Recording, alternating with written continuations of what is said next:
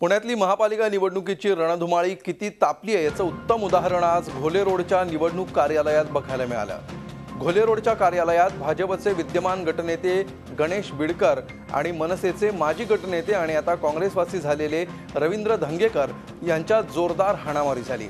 अर्ज मागे घेण्याचा आजचा शेवटचा दिवस आहे। काँग्रेसचे बंडखोर असलम बागवान उमेदवारी अर्ज मागे घेण्यासाठी आले होते। यावेळी धंगेकर बागवानांच्या बरोबर होते। त्याच वेळी बागवान तिथे आले आणि अर्ज मागे घेण्यासाठी दबाव टाकला जात असल्याचं बिडकरांनी म्हटलं।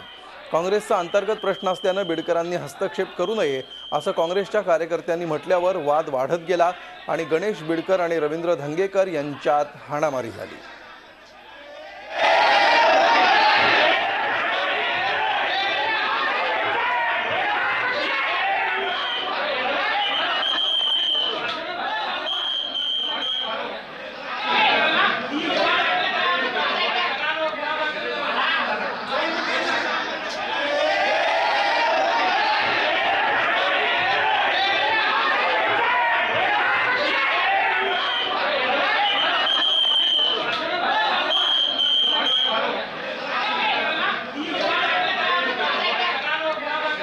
भारतीय जनता पार्टीकडनं इच्छुक होत्या, परंतु त्यांना उमेदवारी न मिळाल्यामुळे त्यांचा उमेदवारी अर्ज मागे घेण्याकरता मी आणि त्या इथं आलो होतो।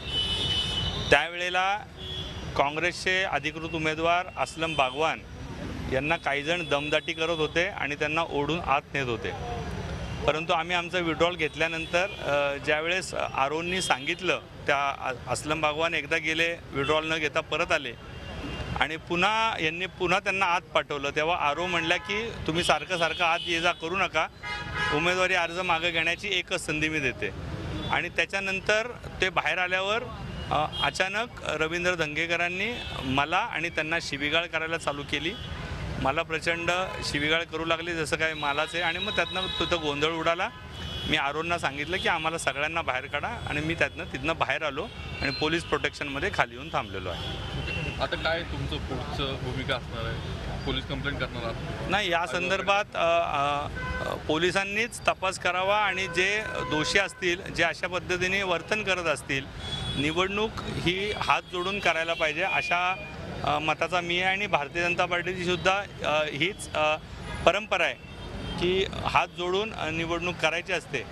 परंतु काही जण या पक्षातनं त्या पक्षात, त्या पक्षातनं त्या पक्षात आणि आता गुंडगिरीवर उतरलेत, तर जनता त्यांना धडा शिकवेल।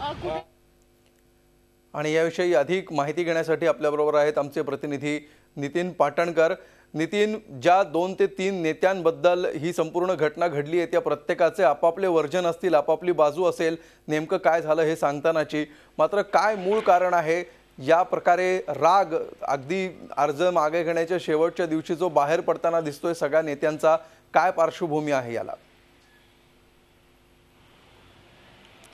अमोल, पुणे महापालिका निवडणुकीमध्ये छाननीमध्ये मोठ्या प्रमाणावरती अर्ज बाद झालेले आहेत आणि हे अर्ज बाद होण्याचा हा जो गोंधळ आहे मागच्या 3-4 दिवसांपासून सुरू आहे आणि तो अजूनही हा गोंधळ सुरूच आहे। काल रेश्मा भोसले ज्या राष्ट्रवादीमधून शेवटच्या क्षणी भाजपमध्ये गेला आणि त्यांचा याच कारणावरून अर्ज बाद झालेला होता, मात्र काल त्यांचा अर्ज वैध ठरवण्यात आला आणि त्याचवेळीस धंगेकर यांचा अर्ज मात्र त्याच कारणासाठी बाद ठरवण्यात आलेला आहे। आणि काँग्रेस असेल आणि काल अजित पवारांनी देखील काल टीका केलेली आहे की भाजपचा निवडणूक अधिकाऱ्यांवरती दबाव आहे आणि भाजपच्या दबावापोटी क्षुल्लक कारणं दाखवून काँग्रेस, राष्ट्रवादी किंवा शिवसेनेच्या उमेदवारांचे अर्ज मोठ्या प्रमाणावर बाद केलेले आहेत, तसा आरोप काँग्रेस आणि राष्ट्रवादींनी वेळोवेळी केलेला आहे। आणि हे जे वातावरण होतं अर्ज बाद झाल्यानंतर जी असंतोष होता काँग्रेसमध्ये, राष्ट्रवादीमध्ये, तो कुठेतरी उफळून येणार होता असं दिसत होतं। आणि आज हा सगळ्या वादावरती ही जी भांडणं झालेली आहेत, ही जी मारामारी झालेली आहे, त्याचाच हा परिपाक आहे जो अर्ज बाद होण्याचं, छाननीत अर्ज बाद झालेला आहे, त्याचा जो असंतोष आहे ते ह्या मारामारीतून पुढे आलेला आहे। धंगेकर आणि बिडकर हे एकाच प्रभागामधून लढत आहेत आणि एकमेकांसमोर ते उभे ठाकलेले आहेत।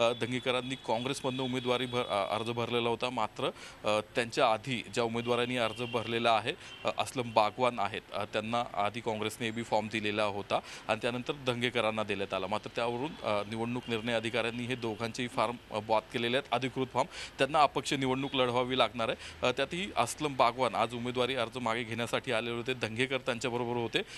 बीडकरांनी जे सांगितलेलं आहे की त्यांच्यावरती दबाव टाकला जात होता, त्यामुळे मी हस्तक्षेप केलेला आहे. तर धंगेकरांचं म्हणणं आहे की हा काँग्रेसचा अंतर्गत प्रश्न होता आणि त्यात बीडकरांनी हस्तक्षेप करण्याची गरज नव्हती. मात्र मागच्या काही दिवसांपासून हे अर्ज बाद होण्याचं जे प्रकरण आहे आणि त्यात भाजपचा हस्तक्षेप असल्याचा आरोप होता आणि आज नेमके बीडकर एकमेकांचे प्रतिस्पर्धी समोर आले आणि त्याचं रूपांतर आता या भांडणामध्ये झालेलं आहे. पण सामान्य मतदारांची हीच अपेक्षा आहे की उमेदवारांनी असं गुद्द्यावर येऊन किंवा गुद्दे मांडून ही निवडणूक लढवू नये, तर मुद्द्यांवरती ही निवडणूक लढवली जावी. बिलकुल, धन्यवाद नितीन या सविस्तर माहितीबद्दल.